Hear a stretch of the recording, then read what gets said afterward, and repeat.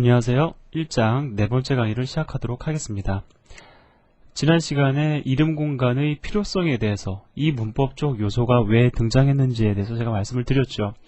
이름 충돌이라는 것을 막기 위해서 등장한 문법적 요소다라는 것을 제가 설명을 드렸습니다. 그리고 이거를 좀 바꿨습니다. 제가 지난 시간에 잘못된 부분이라고 말씀을 드렸죠. 이름에 공간을 붙여주는 행위가 아니고요.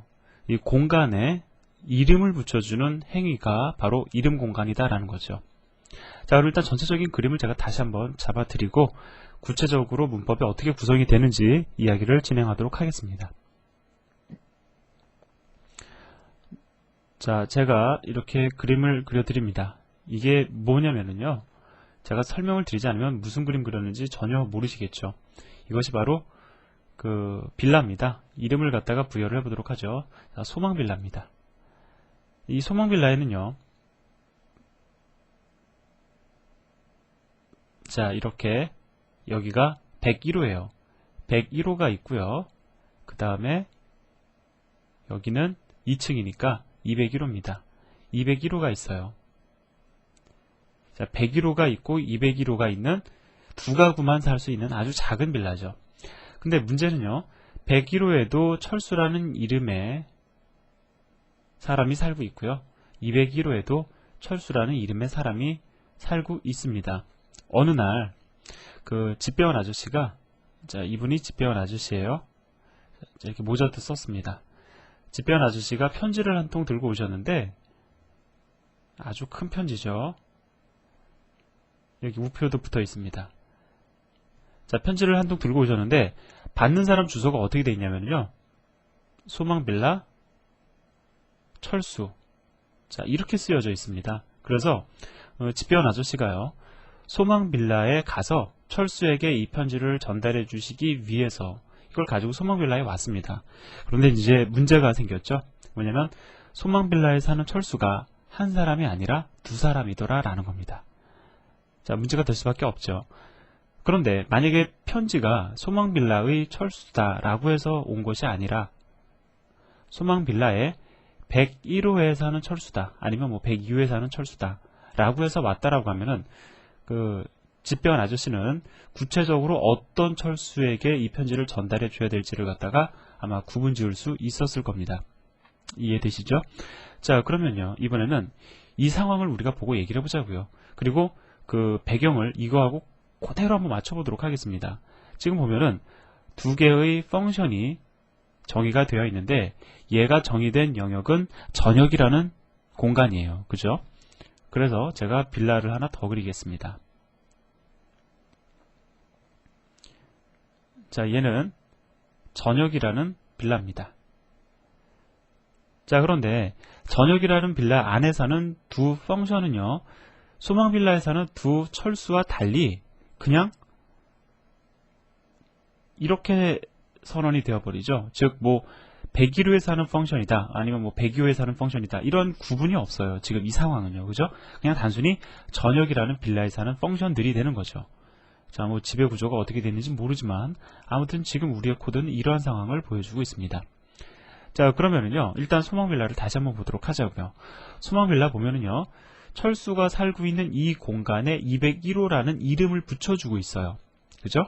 그 다음에 또 다른 철수가 사는 이 공간에 101호라는 이름 공간을 붙여주고 있습니다.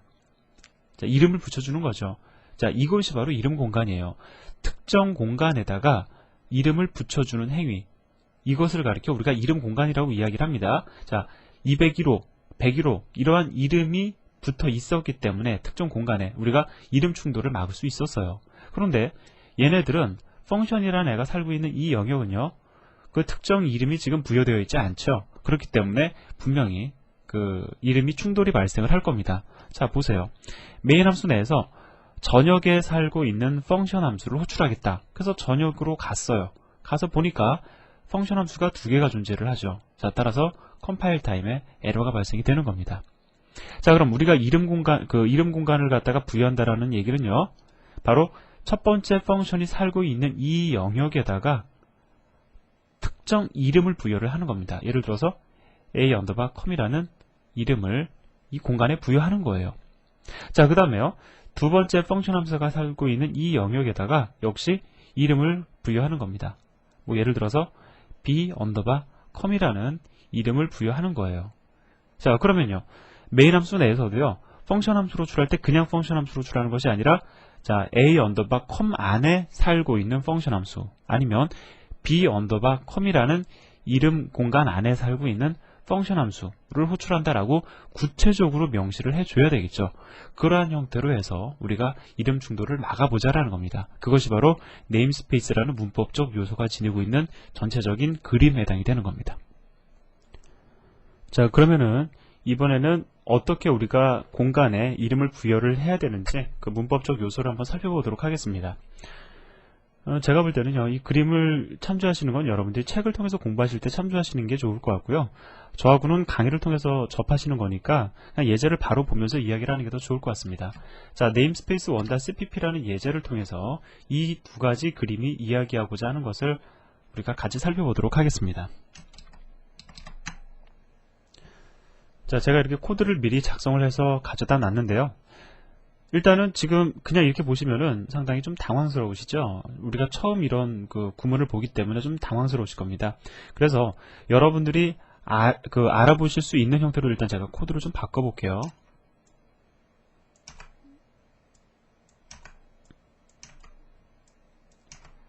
자, 이렇게 코드를 바꿔보면은 우리가 이제 알 수 있는 코드가 되죠.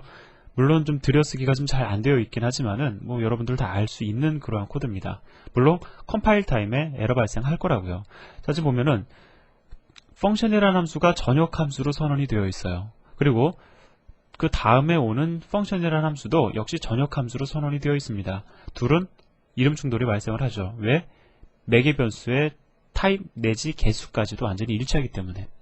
자, 따라서 첫 번째 줄에서 메인 함수의 첫 번째 줄에서 펑션 함수를 갖다가 호출하는 경우에 이 펑션이라는 이름의 함수를 호출할 경우에 도대체 어떠한 함수를 호출해야 될지 구분을 갖다 해내지 못합니다. 그래서 컴파일 타임에 에러가 발생이 되는 거죠.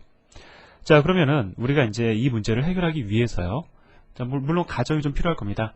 첫 번째 줄에 있는 펑션 함수는 요 위에 있는 이 펑션 함수를 호출하기를 원한 거고요. 그 다음에 두 번째 줄에 있는 이 펑션 함수의 호출 문장은 바로 요 펑션 함수를 갖다가 호출하기를 원했다라고 우리가 가정을 해보자고요. 그리고 이제 그 문제를 해결해 보도록 하겠습니다. 자, 그러면은요, 일단은 이름 공간을 먼저 선언을 해보도록 하죠. 자, 제가 지금 네임스페이스라는 키워드를 쓰고 있죠. 그 다음에 a 언더바 com이라는 이름을 부여를 했습니다. 자, 이건 어떠한 의미를 지니냐면요, 내가 공간에 이름을 부여하겠다라는 겁니다. 어떠한 이름을 부여를 하냐면 a 언더바 com이라는 이름을 부여하겠다라는 거예요. 그 다음에 등장하는 것이요, a 언더바 com이라는 이름을 부여할 영역에 대한 지정입니다. 자, 이렇게 우리는 그 이름 공간을 선언을 하는 겁니다. 자, 그러면은요, 이거는 이제 어떤 의미가 되냐면 여기서부터 여기까지 특정 공간이죠. 이 특정 공간에 a 언더바 com이라는 이름을 부여한 것이 됩니다. 우리가 이 영역에다가 이 펑션 함수를 가져다 놓자고요. 자, 그럼 어떻게 되는 거죠? 조금 이쁘게 맞춰 놓고요. 자, 이 펑션이라는 함수는 a 언더바 com이라는 이름 공간 안에 지금 정의가 되어 있는 상황이 되는 거죠. 즉 a 언더바 com이라는 이름이 붙어 있는 공간에 펑션이라는 함수가 정의되어 들어간 겁니다. 자, 그럼 한번 더 해볼까요? 자, 이름 공간을 선언하겠다라는 거죠. b 언더바 com이라는 이름을 이번엔 부여해 보도록 하겠습니다. 어느 영역에다? 자, 이 공간에다. 자, 그러면 이 공간에다가 b 언더바 com이라는 이름을 부여하겠다라는 선언이 되는 거죠. 자, 그렇게 선언을 했으니까 이제 나머지 하나, 요 함수도 그 공간 안에다가 우리가 집어넣자고요. 자, 그러면은요, 이제 상황이 어떻게 되냐면 첫 번째 펑션이라는 함수는 a 언더바 com이라는 이름이 붙어 있는 공간에 정의가 된 거고요. 그 다음에 두 번째 펑션은요, b 언더바 com이라는 이름이 부여된 공간에 정의되어 들어간 겁니다. 자, 어떻습니까? 여러분들 전역이라는 빌라 안에 a 언더바 com 호에 살고 있는 펑션이라는 아이, 그 다음에 전역이라는 빌라 안에 b 언더바 com 호에 살고 있는 펑션이라는 이름의 아이가 되는 거죠. 제가 조금 전에 그려드렸던 그 그림이랑 일치가 되는 겁니다. 자, 그러면 이제 우리는요, 메인 함수 내에서 펑션 함수를 갖다가 그냥 단순히 호출할 때 그냥 이렇게 호출하면 안 되겠죠. 왜냐하면 이것은 이름 공간 안에 쌓여있지 않은 전역 함수 펑션을 갖다가 호출할 때 쓰는 문장이니까 이제 우리가 좀 더 구체화시켜야 될 겁니다. a 언더바 컴이라는 이름 공간 안에 살고 있는 펑션 함수를 호출한다. 이럴 때는 어떻게 해야 되느냐? 우리가 범위 지정 연산자를 사용합니다. 자, 지금 보시면은요, 이거 제가 읽어볼게요. 한번 읽으면은 여러분도 쉽게 이해하실 수 있습니다. 펑션 함수를 호출하긴 호출하는데 어디에 존재하는 펑션 함수를 호출하기를 원하는 거냐면 a 언더바 컴이라는 이름 공간 안에 정의되어 있는 a 언더바 컴이라는 이름 공간 안에 정의되어 있는 펑션 함수를 호출한다라는 겁니다. 이것을 가리켜 뭐라고 얘기를 하냐면요, 연산자입니다. 근데 뭘 할 때 지금 사용했죠? 범위를 갖다가 지정할 때 사용한 거잖아요. 이 펑션 함수는 a 언더바 컴이라는 이름 공간, 그 범위를 지정할 때 쓴 거죠. 그래서 이 연산자를 가리켜 우리가 범위 지정 연산자라고 이야기를 합니다. 영어로는 스코프 레졸루션 오퍼레이터라고 얘기를 해요. 그래서 이런 범위 지정 연산자를 통해서 그 펑션 함수가 어느 이름 공간 안에 정의되어 있는지 그것을 우리가 구체적으로 지정해 줄 수가 있습니다. 그러면 이건 어떻게 바꿔주면 되죠? 이 함수를 호출하기 위해서는 자, b 언더바 컴이라는 이름 공간 안에 살고 있는 b 언더바 컴이라는 이름이 붙어져 있는 공간 안에 살고 있는 펑션 함수를 호출하면 되는 거죠. 자, 컴파일하고 실행을 해보도록 하겠습니다. 자, 실행을 해보니까 자, a.com에 정의된 함수, b.com에 정의된 함수가 호출되었음을 출력 결과를 통해서 여러분들이 확인하실 수가 있는 거죠. 자, 그래서 어렵지 않은 개념입니다. 그냥 이름 공간, 말 그대로 공간에다가 이름 집어넣은 다음에, 이름을 부여한 다음에 그 안에다가 어떤 특정 정의들을 집어넣는 건데, 한 가지 저희가 더 추가적으로 말씀드리고 싶은 거는요, 한 이름 공간 안에다가요, 하나의 함수만 정의할 수 있는 것이 아니라 여러 개의 함수를 갖다 정의할 수도 있고요, 변수 선언도 올 수 있습니다. 예를 들어서 int i라는 변수를 선언을 합니다. 그러면은 메인 함수 내에서는 어떻게 접근을 해야 될까요? 그렇죠. a 언더바 컴이라는 이름 공간 안에 선언되어 있는 i를 갖다가 10으로 초기화하겠다. 이러한 형태로 여러분들은 접근을 하시면 되는 겁니다. 자, 그러면 다시 돌아와서요. 자, 이 그림 이제 여러분들 이해되시죠? 무엇을 이야기하려고 하는 건지. 이름 공간 선언하고 그 안에 함수정의 집어넣은 그러한 상황을 지금 설명하고 있는 겁니다. 여기서는 접근할 때 어떻게 접근을 해야 되는지를 이야기해 주고 있습니다.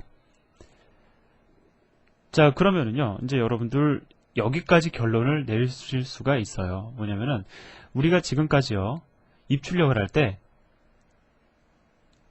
이러한 형태로 출력을 해왔습니다. 입력도 마찬가지죠. 자, 이거 한번 읽어볼까요?